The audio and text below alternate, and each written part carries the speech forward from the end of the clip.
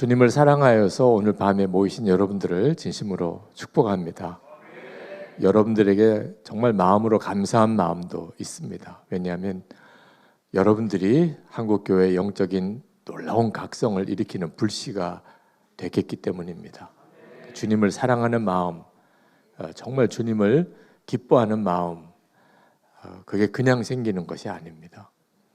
예수님이 우리 안에 거하시는 것이 복음의 아주 중요한 핵심입니다. 주님이 나 위에 십자가에 죽으시고 사흘 만에 부활하시고 그리고 우리 안에 거하시는, 이것이 예수 믿는 것의 핵심이에요. 근데 안타깝게도 예수님이 십자가에 죽으신 것과 부활까지는 믿는데 그 예수님이 내 안에 거하시는 것을 명확하게 알지 못해서 많은 성도들이 신앙생활이 계속 문제가 생기는 겁니다. 예수 동행 운동은 예수님께서 정말 우리 안에 거하시는 것을 진짜 믿고 그 주님과 친밀히 동행하는 삶을 살자고, 거기까지 가자고 하는 것이 예수 동행 운동입니다. 여러분, 예수님이 정말 마음에 거하시는 것을 여러분이 다 믿으실 거예요. 한국 교인들은 예수님이 어디 계시냐고 물으면 다 내 마음에 계시다고 대답을 합니다. 워낙 그렇게 들었기 때문에. 그런데 진짜 예수님이 마음에 계신 것을 믿는 사람과 그냥 알고만 있는 사람은 차이가 있어요. 그 차이 중에 하나가 얼굴이에요. 예수님이 정말 내 마음에 거하시는 것이 믿어지는 사람은 얼굴이 굉장히 밝습니다. 그래서 그 얼굴만 보아도 이분이 주님과 동행하는 사람이구나 하는 걸 알게 돼요. 미국 서부 개척 시대 때 금광을 찾아서 사람들이 서부로 달려가고 있던 때에 그 몇몇 사람이 정말 금광을 발견을 했습니다. 너무 흥분되고 좋았죠. 그러나 금광을 채굴할 수 있는 준비를 해 와야 하기 때문에 그들이 단단히 서로 약속을 합니다. 우리가 사람이 더 많이 붙으면 이 금광으로 인해서 얻어지는 수익을 다 나눠 가져야 하니까 우리만 알자고. 그래서 금광을 채굴할 준비를 하고 다시 모이자고. 그렇게 헤어졌어요. 그리고 이제 정한 날짜에 그들이 모였는데 사람이 너무 많이 온 거예요. 서로 마음에 이거 누가 발설했구나. 우리 비밀을 누가 다른 사람에게 알렸구나. 얼마나 마음이 속상한지. 근데 만나서 이야기를 해보니까 아무도 비밀을 발설한 사람이 없는 거예요. 그래서 그 많은 사람들에게 물었어요. 당신들이 여기에 우리가 금광을 발견한 걸 어떻게 알았냐? 그랬더니 사람들이 하는 이야기가 얼굴 보고 알았지. 얼굴 보고. 아유, 금광 발견한 사람 얼굴이네. 확연하게 표시가 나는 거예요. 야, 저 사람 뭐 발견했네. 따라가 보자. 이렇게 했다는 거예요. 꼭 예수 믿는 우리들이 그런 사람들인 거예요. 저 사람 뭔가 진짜 발견했네. 정말 예수님 모시고 사네.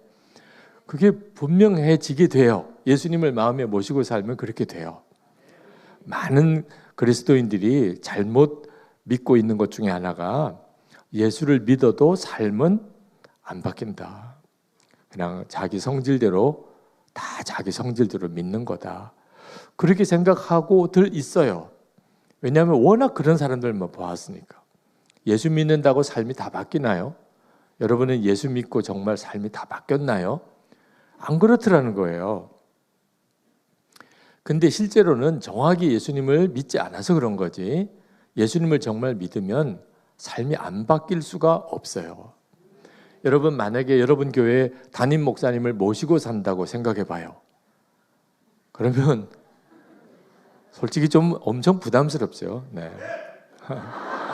그러나 분명한 것은 우리 집에 담임 목사님 모시고 살면 우리 생활이 다 바뀔 거는 분명하죠. 네. 담임 목사님 우리 집에 와 사시는데 어떻게 옛날처럼 살아요?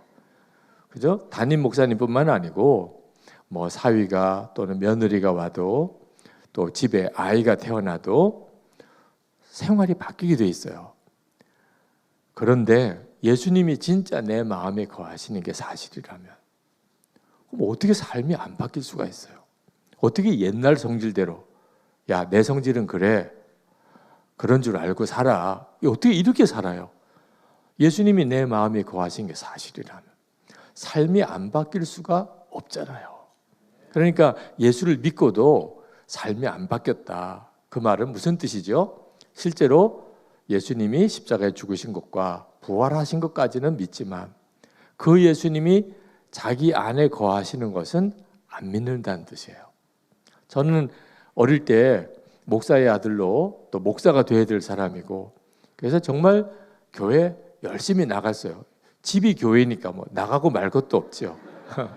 상 엄청 많이 받았어요. 예배 잘 드린다고 노트도 받았고 연필도 받았고, 하여튼 예배 잘 드린다고 상은 받았는데 그때 당시에 예배 잘 드리는 기준은 안 떠드는 거예요.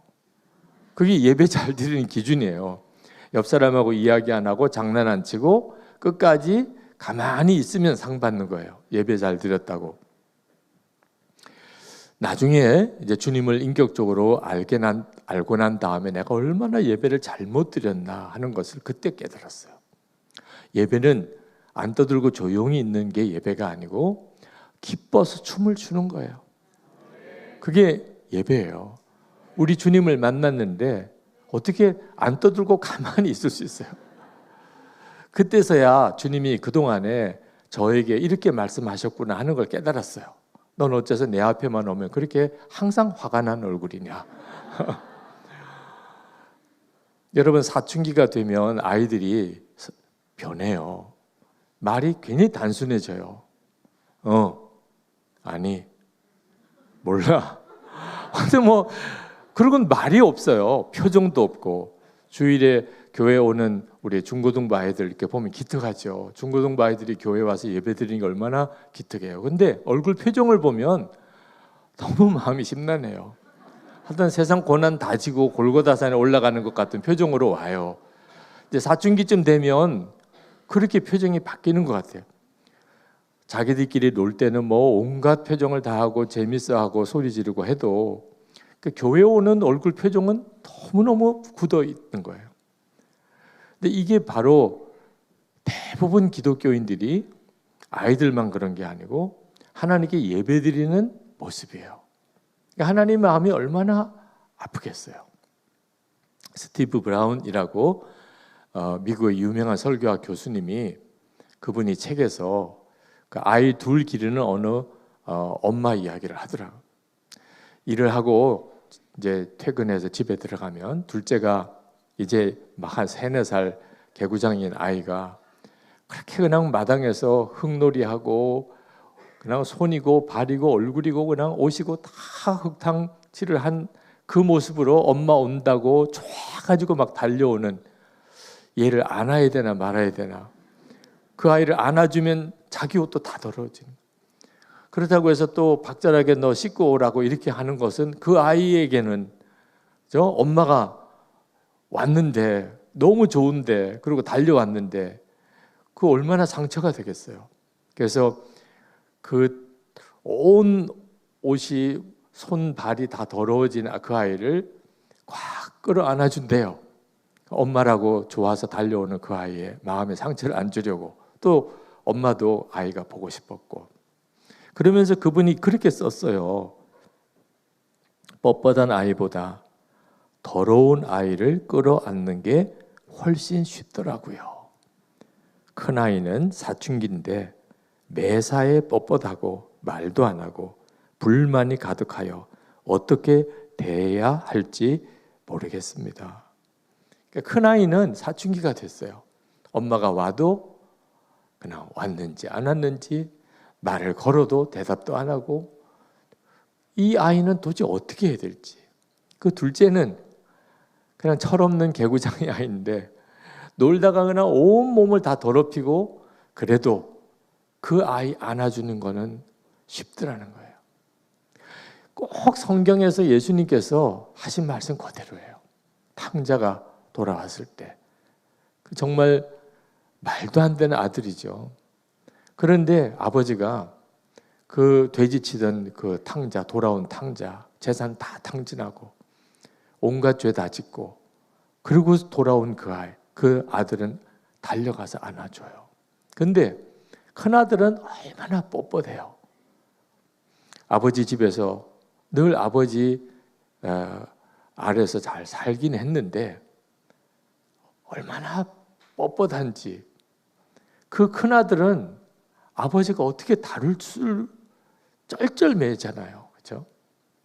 여러분은 하나님께 나와서 예배할 때 어떤 자세일 것 같아요? 여러분의 얼굴이 하나님 보시기에 그렇게 기쁨이 넘치나요? 아니면 어느 순간부터 표정이 별로 없어요? 제가 나이 드는 증상 중에 하나가 얼굴이 표정이 없어진다는 걸 알았습니다. 어느 날 제 사진을 이렇게 딱 봤는데 깜짝 놀랐어요. 저는 그 예배 집회 때 너무 좋았어요. 은혜도 받았고 찬양하면서도 기쁘고. 그런데 사진으로 보니까 얼굴 표정이 너무 없는 거예요. 마치 꼭 화가 난 사람처럼. 내가 왜 이런 표정을 하고 있을까? 나이가 들어가기 시작하니까 서서히 얼굴 표정이 없어지는 거더라고요. 얼굴 표정 관리를 정말 잘해야 되겠다.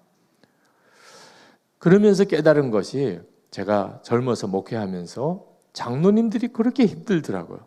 회의를 이렇게 하면 장로님들이 모여 앉으셨는데 다 화가 나 계신 거예요.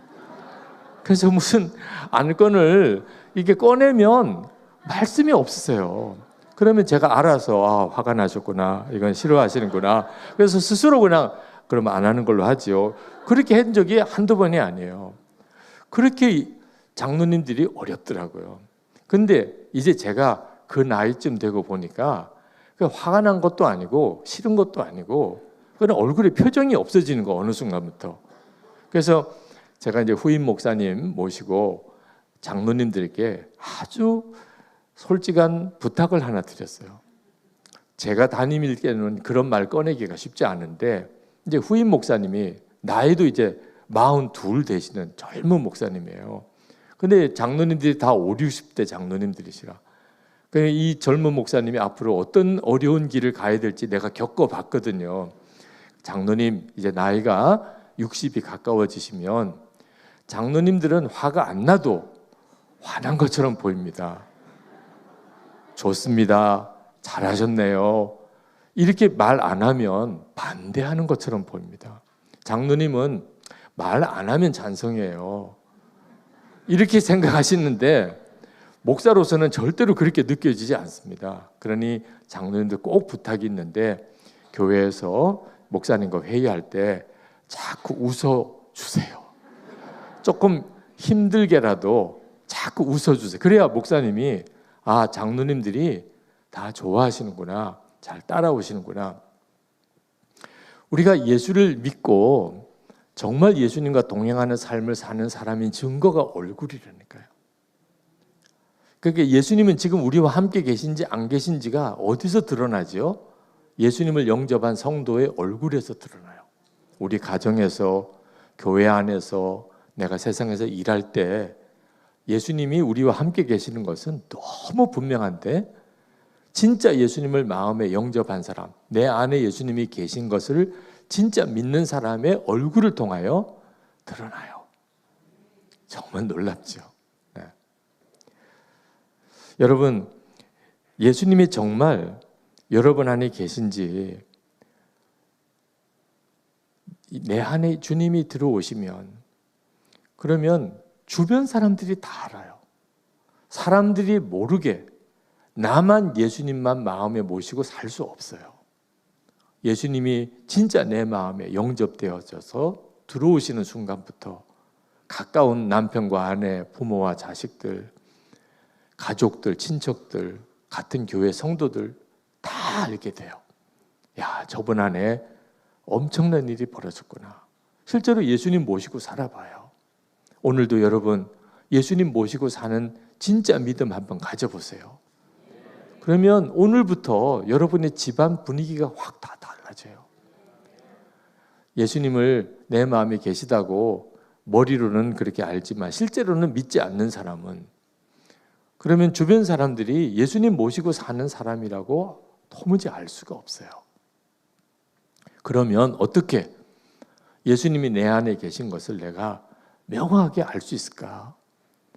나도 모르게 내 얼굴이 달라지고 내 가까이 주변 사람들이 다 저 사람 진짜 예수님 모시고 사는 게 맞구나. 그렇지 않으면 저런 얼굴이 될 리가 없는데 이렇게 말할 수 있을까? 예수님께서 오늘 우리에게 그 비밀을 가르쳐 주셨어요. 요한복음 15장 5절에 나는 포도나무요 너희는 가지라. 그가 내 안에 내가 그 안에 거하면 사람이 열매를 많이 맺나니 나를 떠나서는 너희가 아무것도 할 수 없습니다. 예수님이 내 안에 거하시는 것이 분명해지려면 전제가 하나가 있어요. 우리가 예수님 안에 거하면. 그래서 예수님께서 요한복음 15장 4절 앞절에서는 내 안에 거하라. 그렇게 먼저 말씀하시고 그러면 나도 너희 안에 거하리라. 여러분 중에 예수님 마음이 계시다고 수도 없이 귀에 못이 박도록 들었는데 자꾸 잊어버려요. 예수님이 나와 함께 계시는 것을 자꾸 잊어버리고 살아요. 도대체 예수님이 내 안에 계시다면 어떻게 이렇게 살 수 있나? 이렇게 고민하시는 분들은 뭐가 문제가 있는지를 아셔야 돼요. 여러분이 예수님 안에 거하는 것이 안 되고 있는 거예요.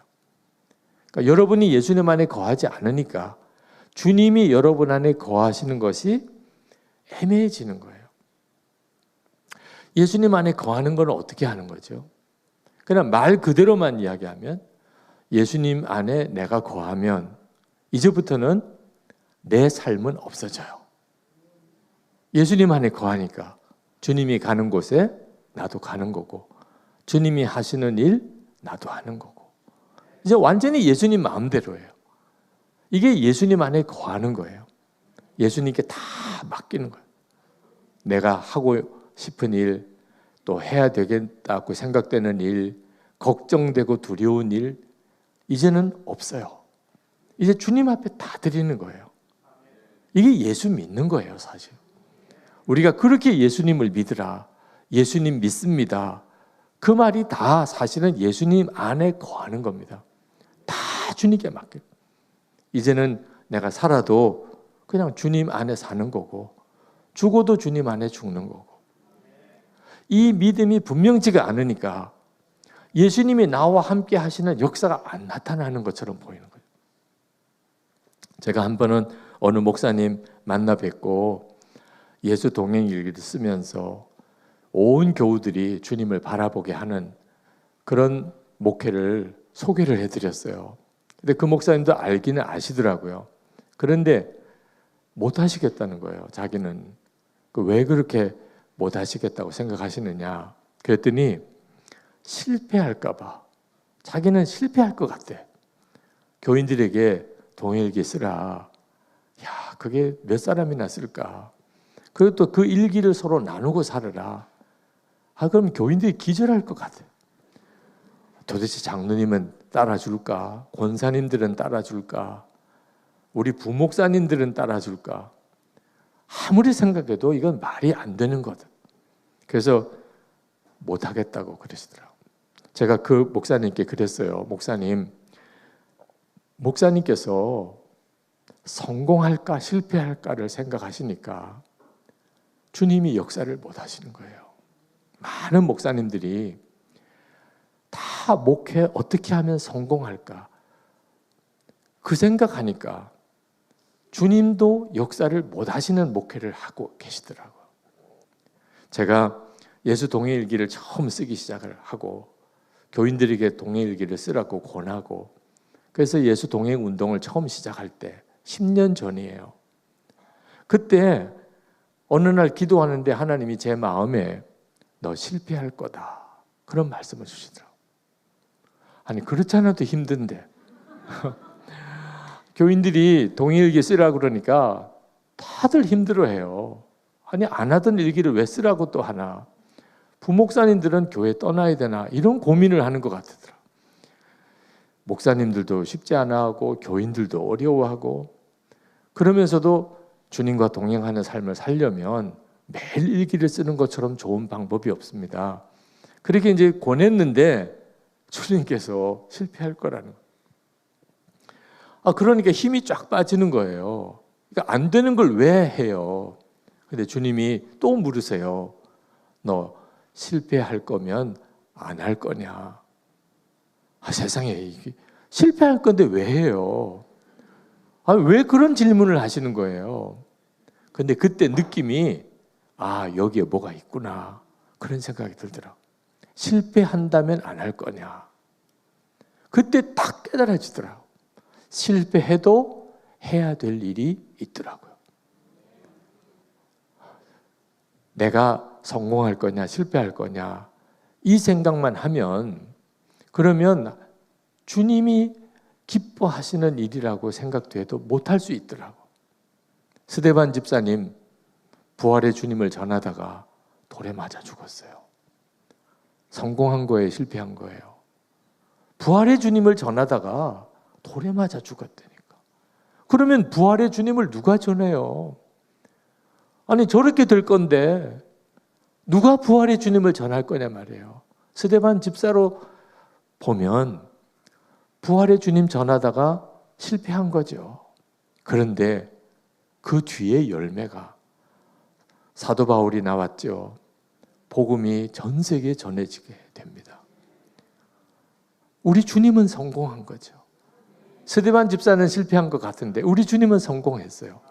기독교 역사에 자기는 실패했지만 하나님은 성공하신 그런 주의 종의 이야기들이에요. 그때 마음에 깨달아지기를, 주님이 기뻐하시냐 아니냐 이게 중요하지, 내가 성공할 거냐 실패할 거냐 이 생각했다가는 주의 일 못하는구나. 그래서 하나님, 실패할지라도 하겠습니다. 눈물이 엄청나더라. 그 심정을 여러분이 잘 쉽게 이해하기 어려울 거예요. 실패하겠지만 주님이 기뻐하시니 예수님과 친밀히 동행하세요. 일기를 써보면서 매일 점검하세요. 끝까지 쓰기 위해서 서로 나누면서 살아보세요. 그 끝까지 해보겠습니다. 그러고는 예수 동행 운동을 여기까지 해온 거예요. 그동안에 진짜 반응이 없더라. 동행일기 그렇게 쓰시라고 그래도 쓰시는 분들이 그렇게 적어요. 목사님들 중에는 진짜 목회 실패할까 봐 시작도 못 하시는 분들도 너무너무 많았어요. 그런데도 여기까지 오게 된 이유는 딱 하나예요. 실패해도 하겠다고 했기 때문에. 그런데 지나고 보니까 그렇게 안 되는 것 같은 일이 이렇게 되고 있어요. 전 세계적으로 동일기를 쓰시는 분들이 얼마나 많아졌는지, 또 이 일에 관심 가지고 함께 하시는 목사님들이 이 경기 서지역만 해도 얼마나 많으신지. 오늘 이렇게 예수 동행 집회, 지역 예수 동행 집회는 처음인데 이것도 참 놀랍잖아요.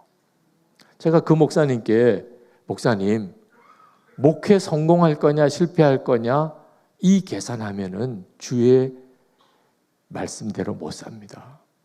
실패할 것 같아도 주님이 기뻐하시는 일이면 가야 합니다. 이게 주님 안에 거하는 거예요. 주님 안에 거하면 이제는 내 계산, 내 방법, 내 소원 없어요. 주님 안에 거하는. 이제 주님 안에 들어갔는데 뭐. 이제는 주님 마음대로죠. 주님 마음대로. 여러분, 목회자만 아니고 여러분들도 마찬가지예요. 예수님을 진짜 믿는다. 그건 무슨 뜻이죠? 이제 주님 믿으니까 내 생각과 계획, 감정 이제는 다 십자가에 못 박혔어요. 주님이 원하시는 게 내가 원하는 거고 주님이 기뻐하는 게 내가 기뻐하는, 이런 믿음 가지면, 그러면 그 다음부터 주님이 비로소 역사하시는 역사가 나타나요. 정말 주님이 나와 함께 계시구나. 이게 드러나요. 여러분, 내가 예수님 안에 거한다. 그러면 여러분의 염려와 걱정은 주님께 다 맡겨져요. 그렇게 마음이 편안해요. 예수님 안에 거하는 것은 언제까지 어떻게 해야 되나? 저는 말씀을 전하기 전에, 이런 집회가 있기 전에 기도 시간을 꼭 가져요. 주님 안에 거하는 시간을. 주님, 제 마음에 평강과 기쁨을 주세요.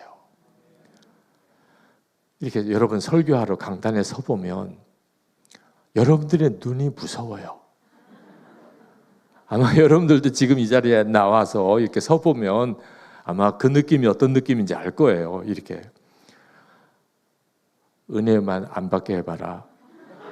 내가 오늘 어떻게 왔는데 하여튼 잘 알아서 말씀 잘 전해. 꼭 그런 느낌이에요. 진짜 무서워요. 여러분의 눈이. 그러니까 어지간히 제가 강심장 아니면 못 써요. 여기에.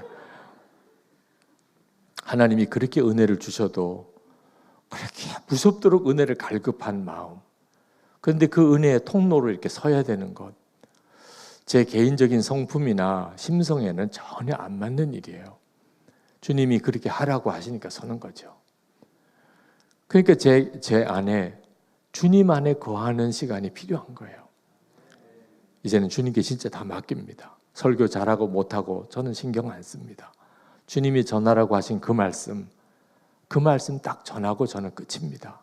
역사는 주님이 하세요. 자, 머리로는 생각이 나는데 문제는 내 가슴이 그 일의 확신 위에 서야 하거든요. 그러면 내 마음에 평강이 오고 말씀을 전하는 게 너무 기쁘고 전할 수 있는 게 감사하고 강단에 서야 되겠다. 그런 마음이 들고 그게 주님 안에 거하는 시간을 갖는 거예요. 여러분들도 여러분의 가정생활이나 교회생활에서 항상 주님 안에 거하는 시간을 충분히 갖지 않으니까 주님께서 여러분을 통하여 남편과 아내를, 부모와 자녀를, 성도들을 서로 만나주지 못하시는 거예요. 여러분 안에 계시기만 하지 여러분을 통해서 역사를 못하시는 거예요. 제가 한 번은 어느 부흥에 갔다가 낮 성경 공부 시간이 끝나고 이제 담임 목사님이 점심 대접하시겠다고 저를 데리고 나가는데 갑자기 어느 성도 한 분이 지나가는 저를 붙잡고 목사님 기도해 주세요. 얼마나 애절하게 우시는지 그 식사를 나가시는 걸음에서 그냥 목사님 실로 갔어요. 무슨 사정이시냐고. 그랬더니 자기가 딸을 다 망쳤다는 거예요. 차근차근 이야기해 보시라고. 그랬더니 그분이 사업을 남편과 함께 자동차 세차장 사업을 하시는데 딸이 하나 있대요. 고등학교 1학년인데 그 딸이 자기에게 모든 삶의 기쁨이래요. 그렇게 이쁘고 말 잘 듣고 공부 열심히 잘하는. 근데 그날 저녁 늦게까지 이제 사업장 일 정리하고 그리고는 11시가 넘어서 집에 들어왔어요. 딸이 방에서 공부를 하는지 방에 불이 켜져 있더래요. 그래서 그 딸 방에 아무개야 오늘도 공부 열심히 하는구나 하고 이렇게 문을 딱 여는데 그 딸 컴퓨터 화면에 음란 물이 그렇게 떠 있는 거예요. 그날 고등학교 1학년 되는 딸이 음란 영상을 이렇게 보고 있었던 첫째 날이에요. 친구들이 하도 무슨 이야기 이런 게 있다 저런 게 있다. 고등학교 1학년 되는 나이니까 얼마나 호기심이 많겠어요. 엄마도 아빠도 집에도 없고 그리고는 그냥 가르쳐 준 대로 그런 사이트에 들어가 보니까 그냥 아이가 정신이 없이 그냥 그 영상에 빠져서 엄마가 들어오는 소리도 못 듣고 근데 그런 상황에서 문을 벌컥 열고 엄마가 들어와서 보니까 세상에 어떻게 이렇게 끔찍한 걸 너가 보고 있냐. 그때 그 집사님 마음에는 딸이 완전히 타락한 것 같더라고요. 그런 걸 본 것 자체가 딸하고 더 이상 말을 섞기도 싫을 정도. 그날 밤새도록 딸을 들고 갔어요. 완전히 딸이 타락하고 타락한 아이 같아요. 그 딸아이는 또 얼마나 놀랬겠어요. 그날 그 호기심 때문에 그날 음란 영상을 이렇게 보다가 그날로 엄마한테 그 일이 들키고 그리고는 엄마가 밤새도록 너 이제 큰일 났다. 너 어떡하냐. 엄마 너한테 정말 실망했다. 엄마는 밤새도록 울고 자기는 도저히 이 상황을 어떻게 해야 될지 모르겠고 며칠 뒤에 학교에서 전화가 왔어요. 애 좀 데리고 가라고. 학교에서 애가 완전히 정신이 이상한 아이가 됐어요. 그때부터 이제 정신병원을 가기 시작하고 학교는 자퇴를 하고 그리고는 이제 검정고시를 치고 대학을 들어가야 되는데 수능 날이 이제 앞에 왔는데 아이가 병원에 왔다가 또 학원에 왔다가 제대로 공부가 안 돼요. 거의 그냥 정말 제정신이 아닌 아이처럼 되어 있는 딸 그날 부흥회 왔다가 이게 다 엄마인 내 잘못이구나. 그걸 깨달았다는 거예요. 목사님, 오늘 딸 병원에 가는데 딸 앞에 엄마 용서해 달라고 그렇게 빌려고 생각합니다. 내가 이렇게 된 건 다 엄마 때문이다. 엄마 용서해 줘. 그렇게 빌려고 합니다. 어떻게 하면 우리 딸 다시 돌이킬 수 있을까요? 그 집사님 하는 이야기가 그날 그렇게 힘든 일이 많았대요. 사업장에도 힘들고 그리고 그 시동생 때문에 너무 어렵고 남편하고도 싸우고 하여튼 뭔가 마음에 드는 일이 하나도 없어. 경제적으로도 어렵고 몸도 여러 가지로 안 좋고 그냥 딸 하나가 그나마 위안이었는데 이 세상에 딸마저 이렇게 되니까 그러니까 완전히 무너져 버린 거예요. 우리가 주님 안에 거하는 생활이 없이 그렇게 사는 것이 얼마나 문제가 많은지 알아야 돼요. 얼마든지 품어주고 바로잡아줄 수도 있는 일인데 다 살다가 보면 그런 유혹도 또 그런 잘못된 길로도 가지만 다시 또 정상으로 돌아오게 되는 건데 그때 내가 만약에 충만했다면 내가 그때 기도가 깊었다면 내가 그때 진짜 주님을 바라보고 살았다면 그때 다르게 반응을 했을 거라는 거예요. 요한복음 15장 6절에 사람이 내 안에 거하지 아니하면 가지처럼 밖에 버려져 마르나니 그렇게 돼요. 여러분 우리가 예수님을 영접해도 우리가 주님 안에 거하는 생활이 없이 살면 주님 안에 거하지 아니하면 가지처럼 밖에 버려져 마르나니. 그러니까 예수를 믿고도 왜 내 성격이 이렇게 됐을까? 내 성질이 왜 이렇게 됐을까? 왜 나는 이 모양으로 살까? 왜 내게는 기쁨이 없을까? 감사가 없을까? 사랑이 없을까? 주님 안에 거하는 시간이 없는 거예요. 주님 안에 거하는 시간을 반드시 가져야 된다는 생각 자체를 못하고 사는 거예요. 예수 동행 일기를 그렇게 쓰도록 권하는 이유 중에 하나가 매일 동행 일기를 쓰는 그 시간이 주님 안에 거하는 시간이에요. 하루를 주님 안에서 돌아봐요. 힘든 일도 있죠. 답답한 일도 있고 나에게 실망스러운 그런 좌절감도 생기고 사람들에 대해서 속상한 마음도 있고 앞날이 두렵기도 하고 그래도 우리는 예수님을 믿잖아요. 그러니까 예수님 안에 거하는 시간을 반드시 가지고 그날을 마무리해야 돼요. 그러면 주님이 반드시 언제까지 주님 안에 거하는 거죠? 내 마음에 평안이 다시 돌아오고 그 가운데서도 기쁨을 찾고 감사가 누려지고 그게 얼마나 중요한지 몰라요. 매일매일이 필요해요. 그래야 그 다음 날을 살아갈 수 있어요. 주님이 나를 통해 역사하는 삶을 살 수 있다고요. 중국교회, 가정교회 그 사모님들, 지도자들 모임을 이렇게 갔는데 어느 사모님이 그 예수님의 사람 제자 훈련 이제 훈련하는 그 일 하나를 이렇게 고백을 하시더라고요. 그 교회 집사님 한 분이 딸이 휴대폰에 거의 중독인 상태예요. 몇 번을 야단을 쳤는데도 도무지 그 아이가 이 휴대폰에서 벗어나지를 못하니까 뺏어버렸대요. 이제는 너 더 이상 휴대폰 쓸 수 없어 하고 뺏어버린 거예요.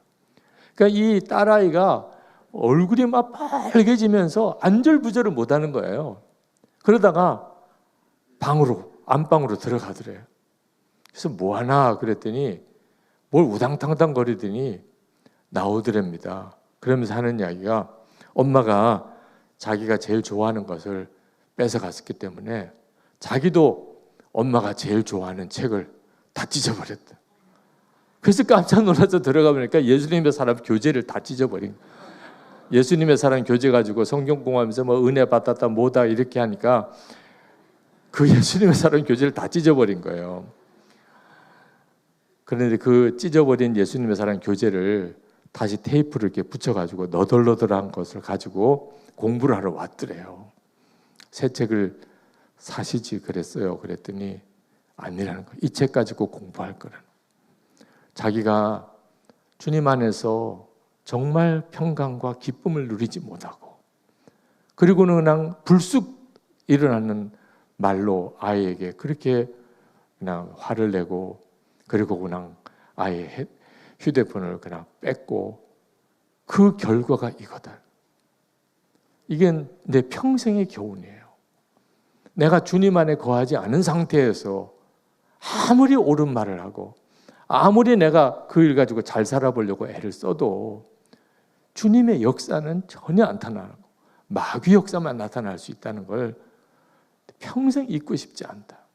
그래서 이 다 갈기게 찢겨진 그 예수님의 사랑 교재를 테이프로 붙여가지고 공부를 하러 왔더라는 거예요.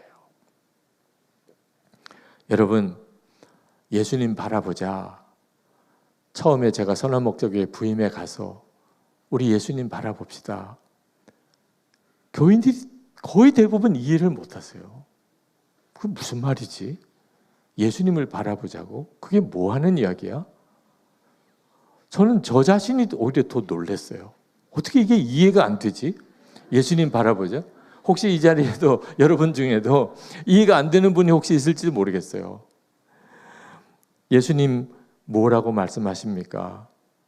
제가 우리 장로님들하고 만나서 회의할 때도 그렇게 물어요. 주님은 이 안건에 대해서 뭐라고 말씀하십니까? 장로님들이 거의 기절하는 줄 알아요. 아니 주님이 뭐라고 말씀하시다니요. 그걸 어떻게 들어요? 그냥 우리들끼리 생각해서 좋은 방법을 찾아가는 거지. 뭘 주님이 말씀하시는 것을 듣냐 말이에요. 예수님과 실제로 살아있는 교제가 전혀 없이 살아오는 거예요. 그러면서도 우리는 예수를 믿는다는 거예요. 그러니까 교회도 문제가 많아지고 예수 믿는 우리의 삶도 문제가 많아지는 거예요. 우리 주님의 말씀은 그 자체가 확실한 진리거든요. 주님은 포도나무고 우리는 가지고 우리는 주님 안에 주님은 우리 안에 거하시는 것이 실제니까 그렇게 말씀하신 거예요. 그리고 이 말씀대로 살아야 예수를 믿는 거라니까요. 어떻든지 그렇게 예수를 믿어보자고 매일 주님을 오늘 내가 얼마나 바라보았는지를 매일 기록을 해보자. 하루 이틀은 잘 몰라요. 한 달, 두 달도 좀 애매할 수도 있어요. 그런데 예수님과 동행하는 삶을 매일 점검하기를 1년을 하고 2년을 해보세요. 여러분 올 한 해 정말 주님과 동행하는 삶을 매일 점검하면서 지금은 예수님이 너무 막연하세요. 주의 말씀을 듣는 게 오히려 이상하게 느껴질 정도로 어떻게 주의 말씀을 들을 수 있을까? 좋아요. 지금 그 상태로 좋아요. 워낙 그렇게 살았으니까. 그런데 이제 말씀을 진짜 믿고 주님 안에 거하는 거죠. 주님이 내 안에 계신 게 사실이라면 믿어지겠지. 주님이 말씀하신 게 깨달아지겠지. 나도 그렇게 주님을 생각하면서 한번 살아보자. 그렇게 한번 올 1년만 한번 살아보시라는 거예요. 여러분 스스로가 놀라게 될 거예요. 왜 내가 그동안에 예수님을 몰랐을까? 어느 목사님이 음란물에 완전히 중독이에요. 그런 목사님들도 계세요. 그 목사님은 또 얼마나 힘들었을까? 설교도 하고 목회도 하는데 아무도 안 보면 음란물에 빠져 살아요. 그러니 그 가책은 말할 수가 없죠. 찾아오셨어요. 목사님, 저 같은 사람도 이런 음란물에서 벗어날 수 있습니까? 매일 일기를 쓰고 주님 바라보면 나도 벗어날 수 있습니까? 그렇습니다. 근데 자기는 믿어지지 않는데 그동안에 몇 번 시도는 해봤는데 안 되더래요. 나는 안 되나 봐요. 제가 그 목사님 손 붙잡고 말씀을 드렸어요. 그 음란물을 끊어버리려고 애를 쓰지 말고 예수님 안에 거하세요. 이제 목사님은 예수님과 함께 이미 죽었고 예수님이 목사님의 생명이신 것만 믿으세요. 그랬더니 그 목사님이 그게 안 된다는 거예요. 목사님, 그 안 된다 그렇게 말하지 말고 나는 죽었습니다. 주님, 저 안보기에는 죽었습니다. 고백하시고 그리고 주님께 맡기세요. 되게 하고 안 되게 하는 거는 주님이 하시는 거지 목사님이 하시는 게 아닙니다. 그랬더니 그 목사님이 믿어지지 않는다는 거. 아마 화가 나더라고. 아니 나는 죽었습니다. 따라도 못하세요. 따라도. 목사님 입을 열어서 나는 죽었습니다. 저는 이제 주님 안에 거합니다. 주님이 해결해 주세요. 목사님이 할 일은 그거밖에 없어요. 진짜 주님의 역사를 믿으시고 그 다음에 주님께 정말 맡기세요. 그 목사님께서 아무 말을 안 하고 가만히 있어요. 그러더니 자신이 없대요. 정말 제가 그 목사님 손 붙잡고 정말 울다시피 부탁을 했어요. 목사님 그냥 따라만 하세요. 따라. 자신 있다, 믿어지지 않는다, 뭐 느낌이 없다, 제발 이렇게 이야기하지 말고 목사님이 증인이 되셔야 돼요. 나는 죽었습니다. 따라하세요. 따라하세요, 목사님. 그랬더니 주님, 나는 죽었습니다. 그러고는 그냥 통곡을 하고 오는 거예요. 이제는 눈물도 안 나신다고. 그렇게 회개하고 다시 또 죄 짓고 회개하고 또 죄 짓고 이제는 회개할 마음도 없고 그리고 기도를 해도 눈물도 안 난다. 그러던 분이 통곡을 하고 오는 거예요. 통곡을 하고. 저도 그 목사님 끌어안고 얼마나 울었는지. 주님, 우리가 믿는 것은 주님이 우리를 죄에서 벗어나게 하시고 주님이 우리를 이기게 하시는 것을 믿는 겁니다. 우리 힘으로 죄를 이길 수 있다면 예수님 십자가 왜 지셨겠어요? 안 되니까 우리 힘으로는. 그래서 우리가 예수님과 함께 이미 죽은 것을 주님이 정하신 거예요. 예수 믿으면 예수님과 함께 이미 죽은 거예요. 그리고 예수님의 생명으로 사는 역사를 주신 거예요. 우리가 하는 일은 믿는 거예요. 그게 예수님 안에 거하는 거예요. 더 이상 애쓰고 노력하고 이런 형태로 살지 않고 정말 주님께 맡깁니다. 오늘 우리 선한목자교회 2부 예배에 세례를 받은 자매가 있습니다. 그 김다희 목사님 오늘 저에게 목사님 오늘 2부 예배 세례 간증문이에요 이렇게 보내주더라고요. 20살 대학에 입학한 해 어머니가 암 진단 받았고 몇 년 뒤 저도 암 선고를 받았습니다. 견뎌내기 힘든 시간들을 보내며 하나님을 저주하고 차라리 죽는 게 낫다는 생각까지 했습니다. 대학병원 전전하다가 한 병원에서는 지금 당장 죽어도 이상하다는 소리를 듣지 않을 만큼 혈액 수치가 최악이라고 의사가 경악했습니다. 그런 상황에서도 주치의가 코로나 감염이 된 바람에 입원도 거절당했습니다.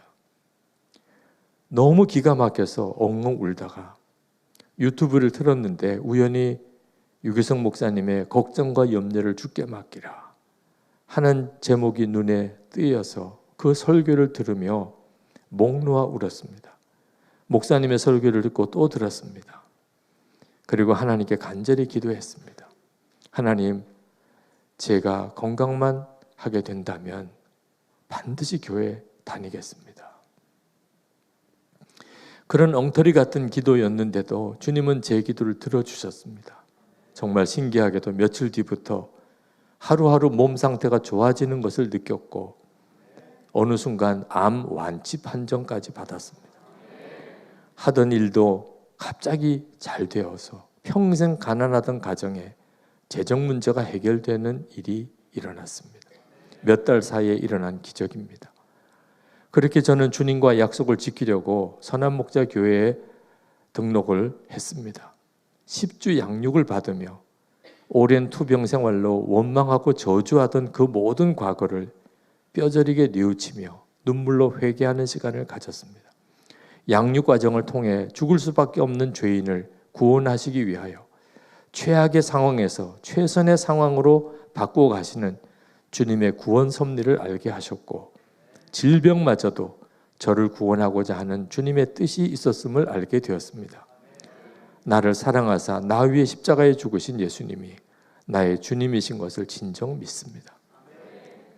그게 그분의 그날 오늘 세례 간증이에요. 그리고 2부 예배 때 세례를 받으셨다고 하는데, 우리가 예수님 안에 거하는 생활이 진짜가 되면 비로소 우리의 삶은 간증이 막 일어나게 돼요.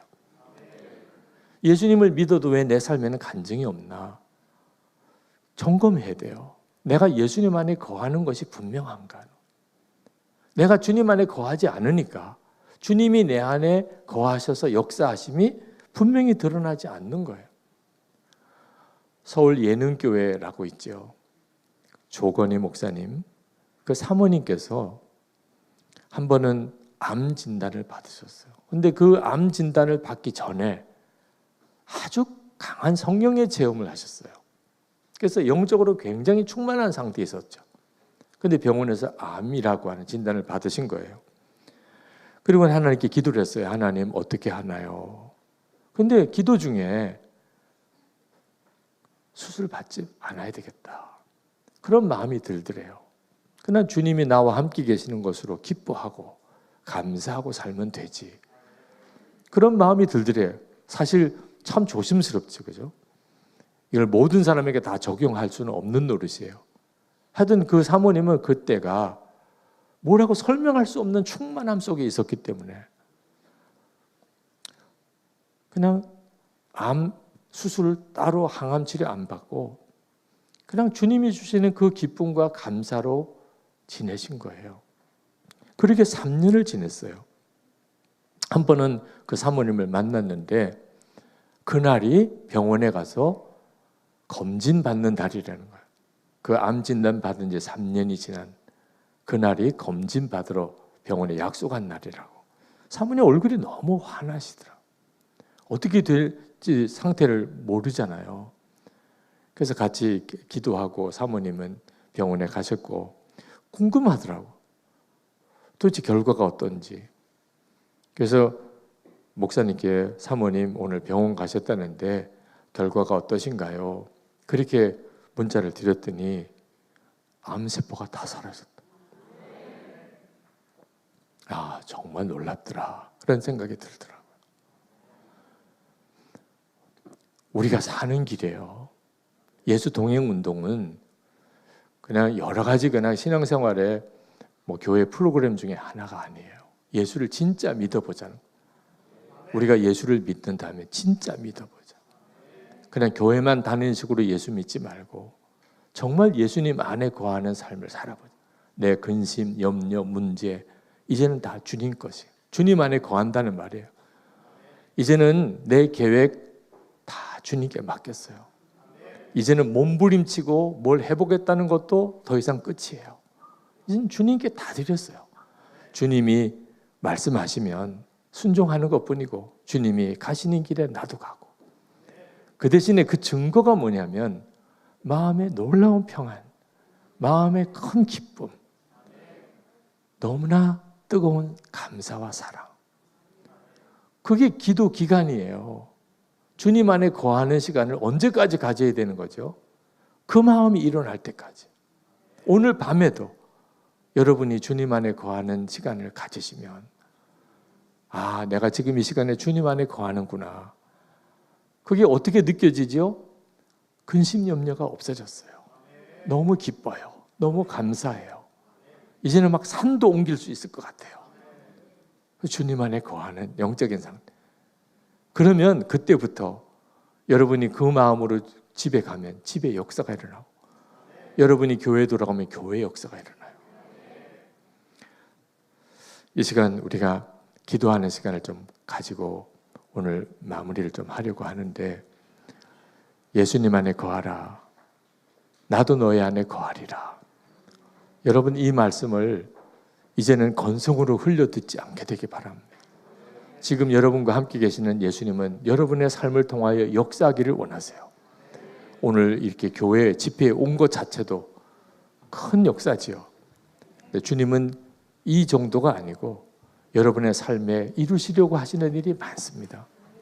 근데 반드시 여러분이 주님 안에 분명히 거하는 자여야 하는 거예요. 매일 일기를 쓰시라고 권해드리는 이유기도 합니다. 오늘 밤에 여러분이 가지고 있는 답답하고 힘들고 어려운 문제 속에 마음이 참으로 복잡한 가운데 있겠지만 주님을 진짜 믿으세요. 주님 안에 거하면 여러분이 알게 됩니다. 오늘 밤에 그 확증을 얻게 돼요.